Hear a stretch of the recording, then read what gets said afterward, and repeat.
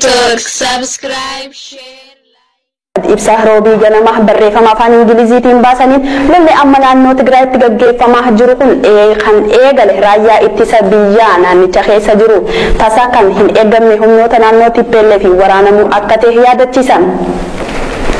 Kanneen gocha kana raawwatan seera dura dhaabuu fi duulli gaggeessaa jirru kun dhimma keessoo biyyattii humnoota mootummaa ol hin taane jechuudhaan illee ibsan.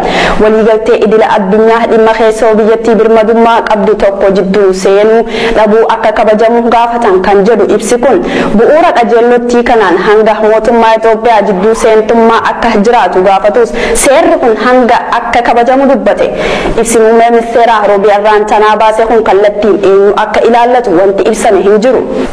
Lixa Oromiyaa keessatti galaana imaanaa kan jaamu akka lakkoofsa biyyattiitti gaafa jimmataa gaafa guyyaa 10 baatii 3 bara 2013tti mana jireenya isaa magaalaa Amboo keessaa baasuudhaaf waraanni laga dabsii jaamutti ajjeesanii hordoffii guddaa godhameen boodatti yeroo ammaan tana mul'ateeti jira. Guutuu gabaasa kana akka taantu isiniif dhiyeessina. Sadaasa 20 bara 2020 mana jireenya isaa keessaa Amboo poolisii humna addaa Oromiyaatiin kan qabaman obbo Galaanaa Imaanaa mana hidhaatti baafamanii ajjeefamuun dhagahame. Obbo Galaanaa Imaanaa ogeessa diinagdee yeroo ta'an godina Shawaa Lixaa keessatti hojjetaa mootummaa ta'uun hawaasa isaanii tajaajilaa nama turanidha. Hirmaannaa siyaasaa Oromoo keessatti sochiilee qeerroon bara wayyaanee keessa taasifamaa ture qindeessuudhaan kan beekaman ta'uu fi yeroo ammaas koree hojii raawwachiiftuu waajjira adda bilisummaa Oromoo Amboo ta'uudhaan tajaajilaa kan turan ta'uu namni bilbilaan dubbisne waayibbitti himan. Akka namni kun jaanitti sadaasa 20 bara 2020 gaafa jimmataa mana jireenya isaati poolisiin humna addaa Oromiyaa qabamanii bakka isaan itti geeffaman dhabanii maatiin barbaadaa kan turan ta'ullee himan. Namni kun kaleessa jechuudhaan sadaasa 23 bara 2020 reefki isaa qarqara magaalaa Amboo kan argamtu laga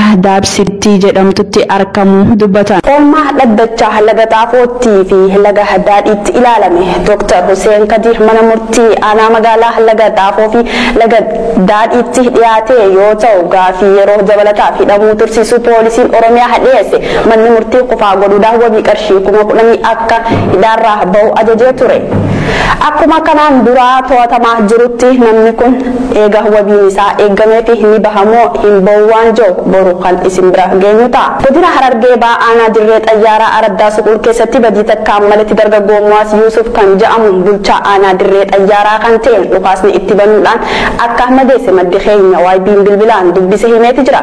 Dargaggoo Muwaas kun kanaan duraas torbee tokkoon dura mirga wabiitiin yoo bahu yeroo ammaan tanaatis mana yaalaa Harargeeffamee wallaanamaa jiraachuullee kan himan.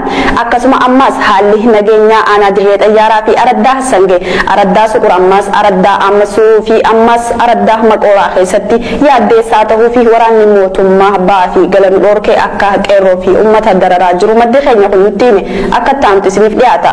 Ani kan jiraata Aanaa Dirree Xayyaaraa Araddaa Sangee wanti biyya keenya keessa taa'ee jirtu sun hedduu nama rifachiifti.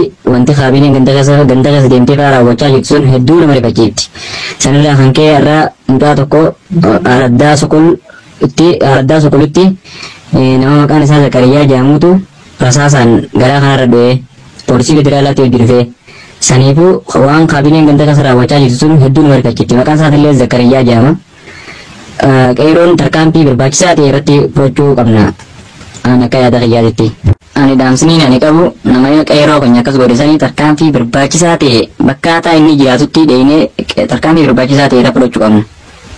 Oromiyaa kaabatan taate kutaa Walloo keessatti sababa ilaalcha siyaasaa qofaan qeerroo Walloo moggaasa maqaa shanee fi TPLF jedhuun hidhaa fi dararuun akkuma itti fufetti jira jechuudhaan maddeen keenya OIB biraan gaanitti jira.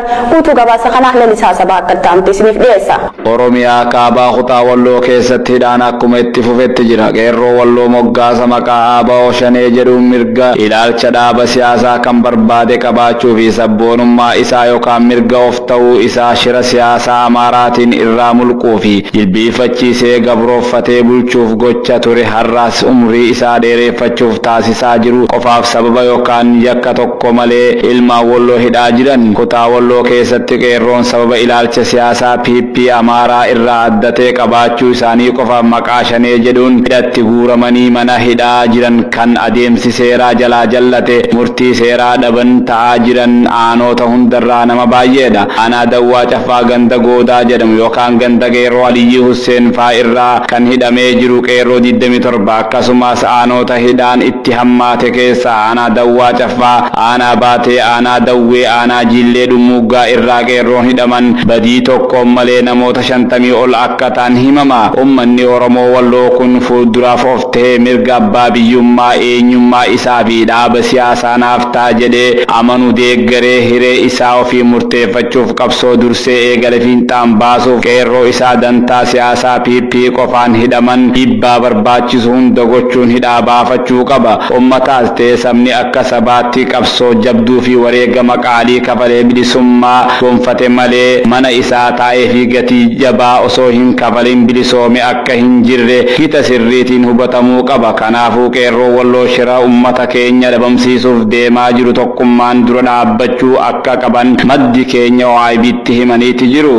godina Harargee lixaa Mi'eessoo keessatti guyyaa kaleessaa nama miseensa waboo duraanii kan ture Eertiraarraa gara biyyaatti galee keessaa nama tokko kan ta'e achuma poolisii Oromiyaatti makamee kan hojjechaa ture. Haalli poolisii Oromiyaa ta'uufis isaaf mijachuu dinnaan galee bultii ijaarratee suuqii tokko banatee kan hojjechaa jiru yeroo ammaan tana waraana mootummaatiin ukkaanfamuu maddeen keenya nutti himan. Guutuu gabaasa kana akka taantus ni dhiyaata. Taateen irra gara Mi'eessootti taa'aa turte. Namoota hidhaa turan irraa humni poolisii humna addaa nama Hassan Haji jedhamu isa dukkaan isaatii waa gurgurataa jiru marsanii akka nama meeshaa waraanaa harkaa qabutti dukkaan isaatii butanii fuudhanii aanaa Mi'eessootti waajjira poolisii aanaa Mi'eessootti hidhanii jiran. Eessa akka isaan geessuu deeman hin beekne gama waajjira aanaa Mi'eessoo jira. Haalli biyya keessatti deemaa jiru hedduu rakkisaadha. Hidhaa fi ajjechaan akka malee hammaataa deemaa jirti. Qeerroo fi namoota qaroo Oromoodhaa ta'an akka ajaa'ibatti itti deemaa jiran. Hidhaan ajjechaan olumaan jettu akka ajaa'ibatti itti deemaa jirti akkasitti quba qabaadha. Qeerroo naannawa san turtillee yeroo sanitti harkaa utaaltee akka baatetti dhagaa turre. Ijoollota baay'een naannoo sanirraa horii harkaa ba'ee hedduu barbaadaa jiran gaa ijoollota naannoo san turan dargaggoota. Garuu gaa nuti yeroo san achiin turre nuti eega baanee turre eega gara bosonaa baanee haalli jiru haalli qilleensi deemaa jiru guyyaa guyyaan hammaachaa deemu jira. Lukkeen diinaa guyyaarraa guyyatti namoota isaan dura dhaabbatan sirna naftanyaa kanaaf akka uummanni Oromoodhaa gajjee bulu kan godhaa jiru. Yeroo hunda akkanumatti deemtee biyya gandara deemtee nama guuraa jirti. Hungaa waan iddoo nama deebisuu miti daran qabsooteenyaaf akka finiinu nu godhaa jira. Itti deemna gaa qabsoodhaa qabsoo wareegamaa fi hadhoofe hedduu si gaafatte. Dhaamsiniin hin qabu. Oromoo dhaamsiniin hin qabu. Diinni lolataa jiru diina naftanyaa ta'uu hubachuudha qabdan. Diina irraa harkaan qabu kan seenatti dhageenya haa abbootii fi akaakilee keenya harkaa garma mure. Kana lolataa jira haa iddoo jirtan hundaa tokkummaadhaan kaa falmadhaa. Isin shoorarkeessotaa miti falmattoota bilisummaati. Falmattoota haqaati. Abbaa biyyummaa lafa teessan irra ta'uu barbaaddan. Dhaamsa kanaan isinii dhaaman mana teessanii du'uu fi falmattanii du'u lameen kana filannoon teessan amma qabdan. Obbo Geetaachoo Raddaa haasawaa miidiyaa isaanii irratti taasisanii akka jechuudhaan dhaadate Abiyyii fi Isaayyaas Maqaleetti suuraa waliin ka'uudhaaf hedduu sardamanii jiran garuu Maqalee to'achuuf lubbuu miiliyoonotaan lakkaa'aman akka badu hubachuuf qabaa jechuudhaan dubbateetti jira. Guutuu gabaasa kanaa Leelisaa Sabaa akka taantu isiniif dhiyeessa.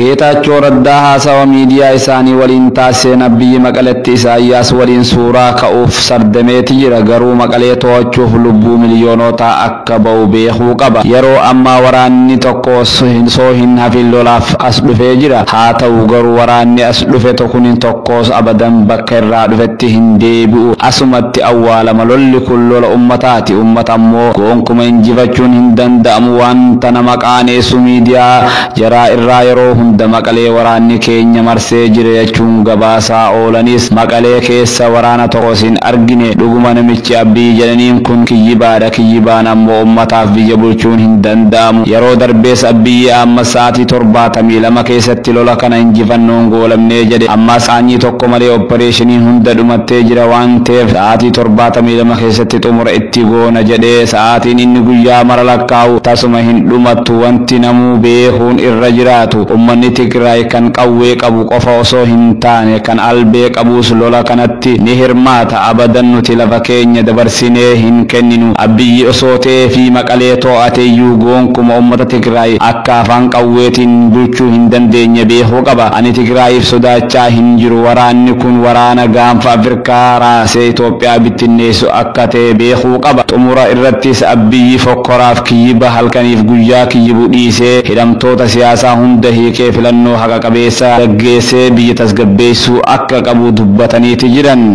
Godina Harargee Aanaa Baabbilee keessatti bakka bu'aa waajjira ABO Oromoo kan ta'e Jaala Ahmad Adam badii tokko maletti mana isaatiin humna poolisii Aanaa Baabbileetiin ukkaamsanii yeroo ammaa waajjira poolisii magaalaa Baabbilee keessatti dararaa hamaan akka irra gahaa jiru maddeen keenya kun nuuf gabaasan.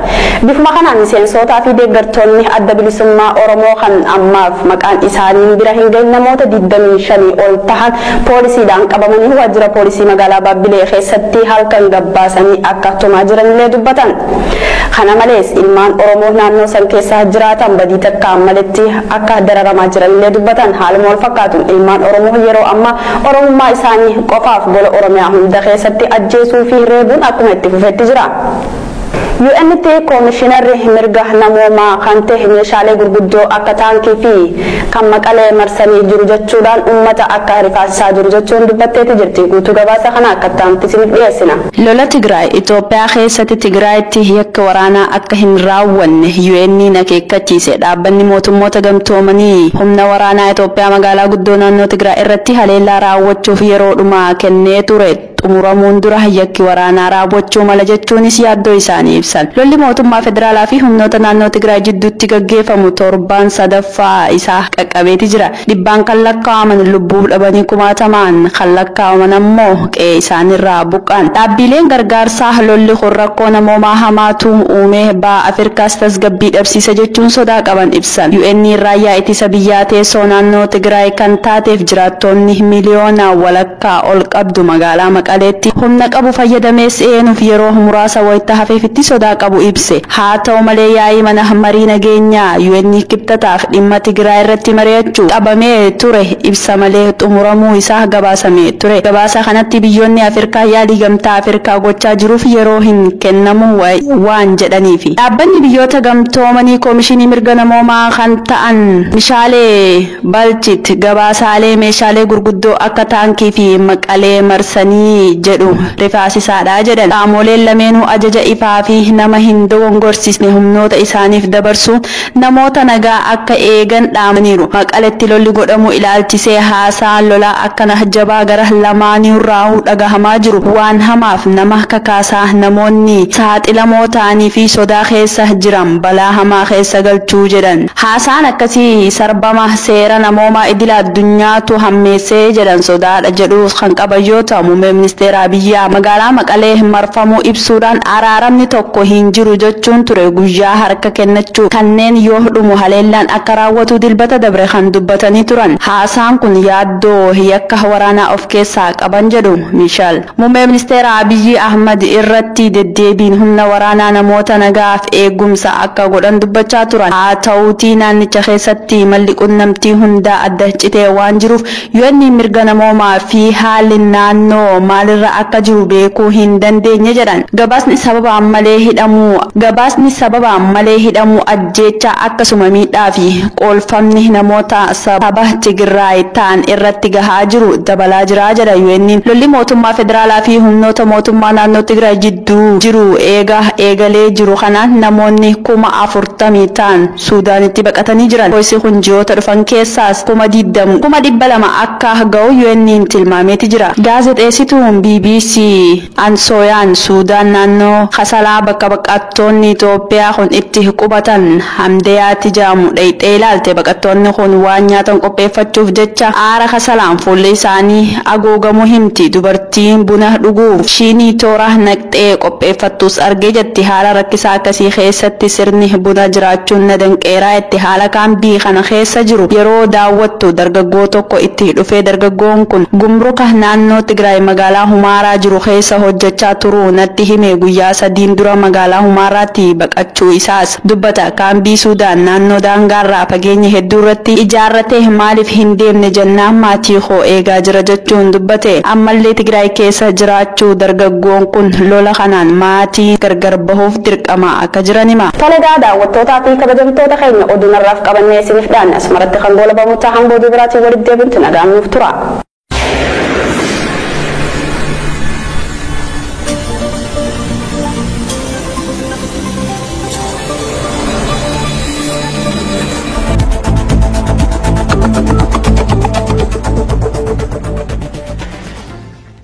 Hero Media Network. Subscribe.